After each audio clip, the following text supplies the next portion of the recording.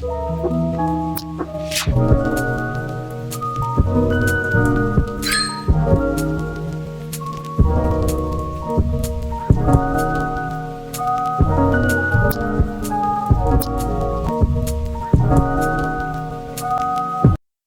day everyone. For today's lesson, we will be discussing about the hand signals of the officials in officiating the basketball game.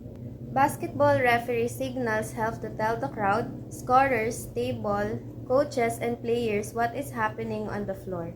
But watching the game could get confusing if you don't know what the referee signals mean.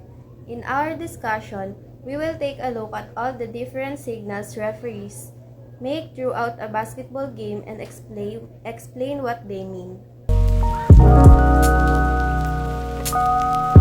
When a violation occurs, you will always hear the referee blow their whistle and raise an open hand in the air before signaling the violation. The open hand in the air signals a dead ball. The referee then gives their signal, and then the ball is taken out of bounds to resume play.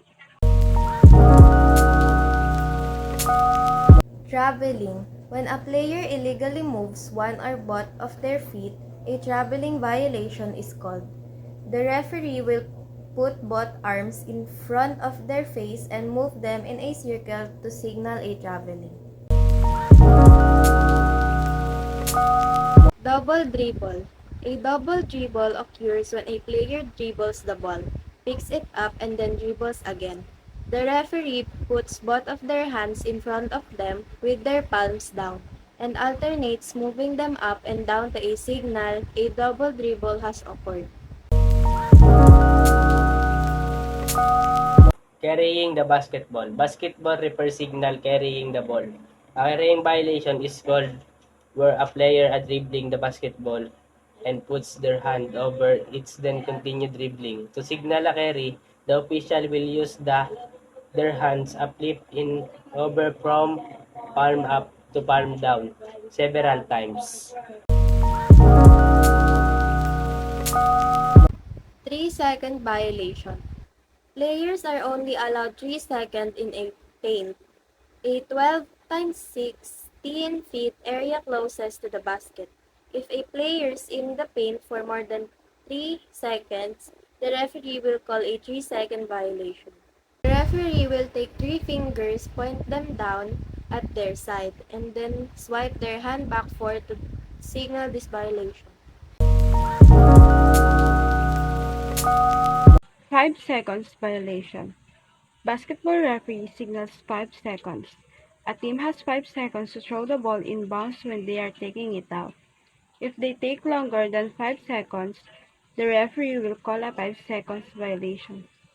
This is a simple signal as the referee will use one of their hands and put 5 fingers in the air. 8-second violation. Basketball referee signals for 8-second violation when a team has the ball in the backcourt.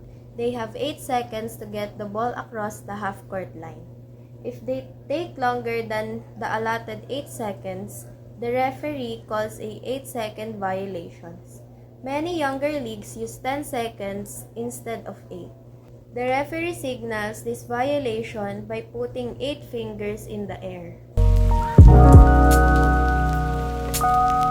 24-second violation. If playing in a league that uses a shot clock, teams will have 24 seconds to take a shot on each possession. Some leagues use longer shot clocks. If a team fails to shoot within this time, the referee will call a 24-second violation.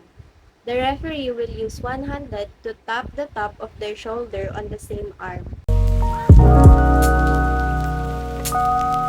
Backcourt violation. When a team possesses the basketball in the front court, then a player with the ball goes into the backcourt without the defense touching in over the back, violation occurs. The referee will place their hand out, their then palm down and move it back to the court from the side to side like their hand in going over a line. This is to signal the player went over the half court line and over and back occurred. Kicking. In basketball, a player will not intentionally kick the basketball. If they do, the official will blow their whistle. To signal a kick occurred, the referee will point at their foot. Out of bounds. Basketball referee signals out of bounds. The ball is out of bounds when it touches a line that outlines the court or anywhere outside of those lines. It is also out of bounds if it touches a player who is standing outside or on a line. When the ball goes out of bounds, a referee will signal whose ball it is by pointing towards the basket of the team that will take possession. Jump ball. When a player from both teams possesses the basketball, a jump ball is called. The referee will give 2 thumbs up above their head to signal that a jump has been called. Fouling signals. When a foul occurs, the first thing a referee will do is blow their whistle and place a closed hand in the air. The closed hand means that a foul has occurred, which is different from the open hand, which signals as a violation. After the foul occurs, the official will signal what type of foul it was. They will also go to the scorer's table and tell the scorekeeper who the foul was on, and also do the signal for the type of foul.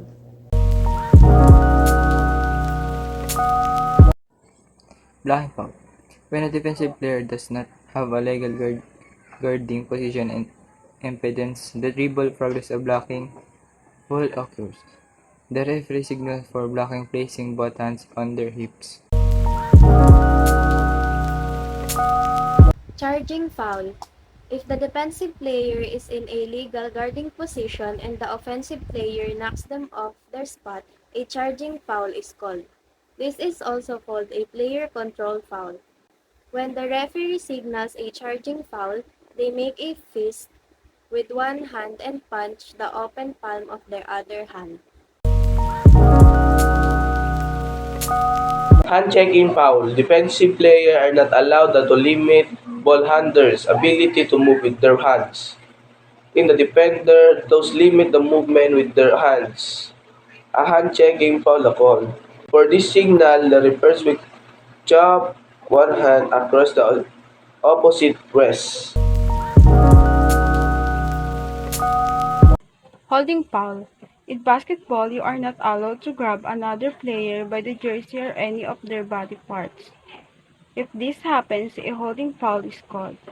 The ref signals for a holding foul is making a first point with one hand, holding that arms out, and then grabbing the wrist with the other hand. Pushing foul. The players are not able to push their opponents in basketball. A ref sees a push, they will call a foul. These fouls happens a lot when 2 players are going after the same rebound. In fact, when an over-the-back foul occurs, you will typically see the referees call it a push. The signal for pushing is putting 2 arms out and making a pushing motion with the hands. Elbow foul. If a player gets aggressive with their elbow and connect with the opponent, a foul will be called. Sometimes this foul can be deemed flagrant and can result in 2 shots and double for the team that got hit by elbow. The official will signal this type of foul swinging their elbow. Intention foul. Over the course of the game, fouls happen unintentionally numerous times.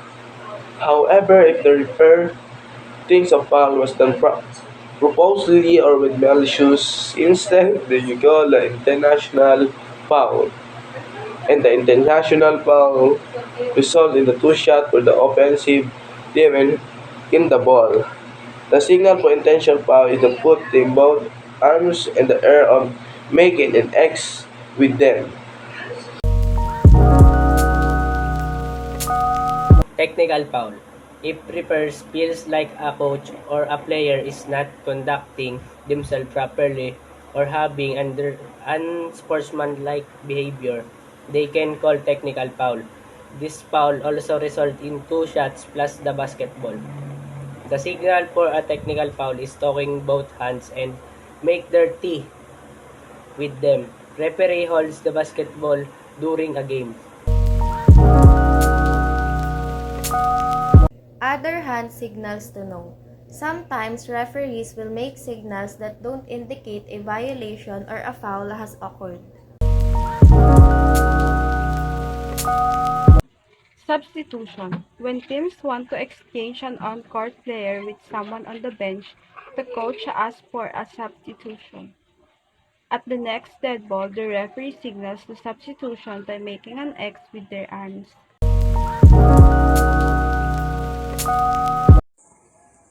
Start the clock. In basketball, there are a lot of dead balls where the clock is stopped. The clock does start again until the players on the floor touch it.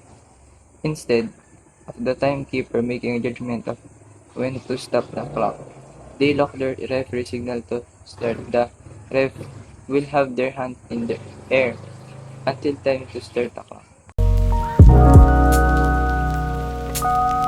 3-point attempt. When a player attempts a 3-pointer, the referee has a signal to show that. They will put one arm straight up in the air to signal a 3-point shot is being attempted. 3-point make. If the 3-point make attempt is made to official has another signal for that. They will take both of their arms and place them straight into the air. Now basket. Sometimes shots are taken immediately after a foul is called or the time has expired. The official will signal the shoot does not count by waving the crossing their arms out in front of them. Timeout. The other type of timeout is a full timeout. The signal for this is to stick both arms straight out to the side with fist being made. These hand signals allow the referee to clearly show what is happening in the game, so everyone can understand the calls being made. Using these standard signals help keep the game fair and organized.